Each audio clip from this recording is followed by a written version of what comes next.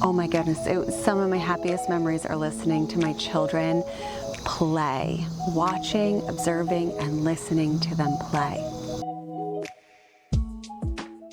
I remember my little boy when he was little. When he would be the characters, when he would be the people, he would have this high-pitched voice, and it always used to crack us up. And I want you to come over here to play with me. Yes, it was so cute. There were times when my children would play and people would interrupt them. And I thought, no, don't interrupt children when they're playing, because there's so much learning that's happening. I could just see it. I hadn't even read any books about that philosophy of learning through play. I just could see it. It's like they went into their own little worlds and their imagination was rich with learning.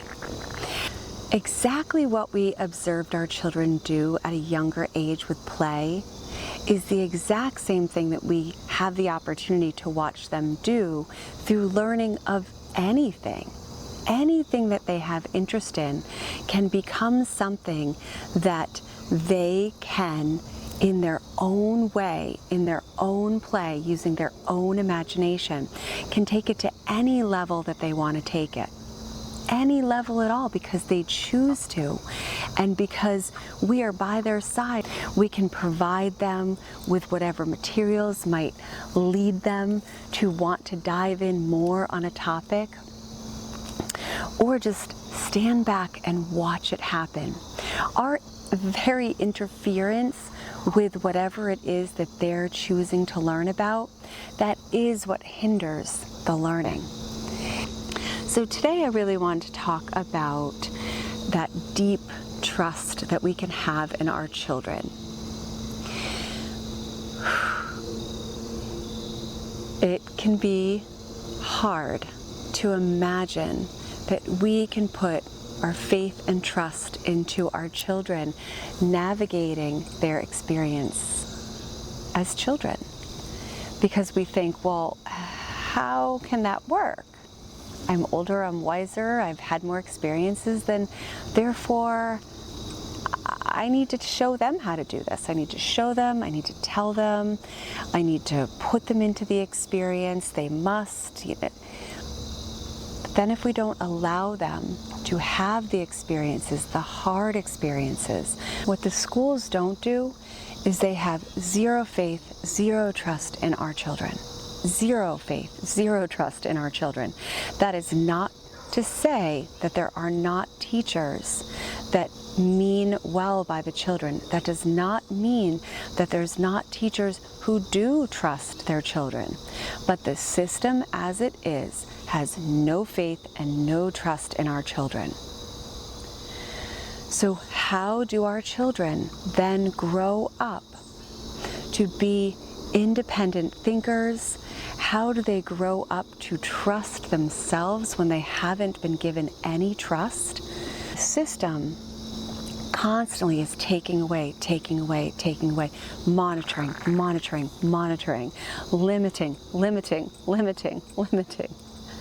What I'm here to share is that if we do the exact opposite of limiting and monitoring and micromanaging, and we just let our children behave like they did when they were young, let them to continue to behave like that, just experience, just enjoy, just learn without anybody interfering. Let them keep doing that through their childhood, through their early teens, through their teens. If we put the trust back in them, then they get to trust themselves. And if they can trust themselves, then they'll be more eager to grow up and be out in the world and be able to navigate the big harder things. So the permission in being a homeschool family is that you get to do it entirely different than society demands you to do it. entirely different than society demands you to do it. So there's often times where I'm suggesting things for my children, things that I feel might be really great for them because I've noticed them have this curiosity in something. So then I bring it in. We are going out on a field trip on Fridays. And so, of course, I'm picking places that would connect with my children and connect us together, the three of us having time together. So I'm thinking about both of them and what would be engaging for both of them and what would just be a connecting activity for the three of us. Because I already know already, doesn't matter where we go and what we do, there will be learning involved. It doesn't matter if it's a beach or if it's a museum, there's going to be learning involved because we're going to have an experience out in the world. Which also brings me to speaking about school and how contrived it is because you're not actually out in the world. So when you homeschool, you are truly able to make these connections that you can't make when you're in a school building being expected to learn X, Y, Z at this very moment. That was something that was really hard for me as a teacher. I felt like I was just going, and now, poof, we will learn addition. And now, I will be teaching about rocks. And it didn't matter if anybody in the classroom was interested in any of those subjects. That was poof what we were going to do in this moment and poof what we were going to do in that moment. So being at home, you get to relax. You get to relax. You get to really just watch your children, bring it right back to when they were little and they just played freely. Imagine them playing freely at 11 years old and 12 years old and 13 years old. Inevitably, they're going to have these interests that come about. So for our field trip on Friday, we went into the city that's closest to us, and there is a beautiful plant store there. It is stunningly beautiful. So you don't have to go in there and buy a thing. You can just go in there and you can just enjoy being in the atmosphere. And so while we were in there, my son said, "That's so cool." And he kept pointing out terrariums because they have everything. They have skulls, they have bones, they have rocks, they have plants of all sizes. It is stunning. Anyways, so he kept pointing out all of the terrariums. And I had spoken to him at the beginning of the school year, and I said, "Hey bud, I think this year it would be really fun. You're getting a little bit older."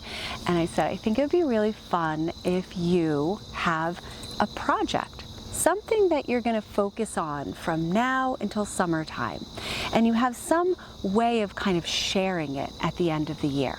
I said, "It can be a project about anything at all that interests you. And then during the weeks, you can just spend some time kind of nurturing that project, whatever that might be." So then I gave him just some examples of what it might be. And he kind of like fumbled over it for a bit. I said, "Well, give yourself a couple of weeks and maybe something's just going to come up naturally and you don't have to think about it." And there we were in the plant store, and he kept pointing out terrariums, and I said, "Terrariums, that could be something that you do for a project this year." And he looked at me and he went, "Yes, let's do that. That sounds so fun." Learning can be so natural that it can just tie into anything that we do.